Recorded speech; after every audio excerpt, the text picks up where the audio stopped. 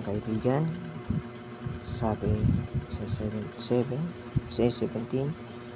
anak ng tao, ginawa kitang bantay sa sambayan ni Israel.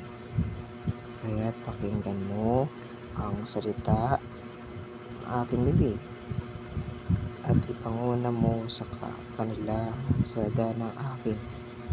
Pagka aking sinabi sa masama, ikaw ay walang pagsalang mamatay at hindi mo pinagpaunahan siya o nagsalita ka man upang hikayatin ang masama mula sa kanyang masamang lakad upang iligtas ang kanyang buhay. Ang buhay ng masamang tao ay mamamatay sa kanyang kasamaan, ngunit ang kanyang dugo ay aking sisiyasatin sa iyong kamay. Gayunmay, kung iyong pagpaunahan ang masama at siya'y hindi umiwalay sa kanyang kasamaan o sa kanyang masamang lakad man, siya'y mamatay sa kanyang kasamaan, ngunit iyong ililigtas ang iyong kaluluwa.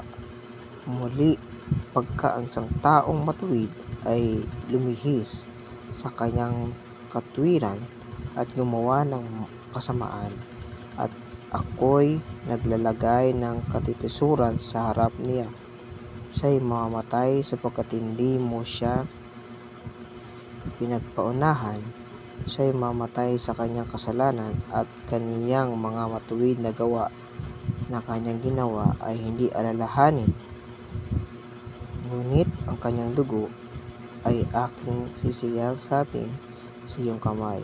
Gayunmay, kung iyong pinagpaunahan ang taong matuwid upang matuwid ay huwag magkasala at siya'y hindi nagkakasala, siya'y walang pagsalang mabubuhay sapagkat siya'y nahikayat at iyong niligtas ang iyong kaluluwa.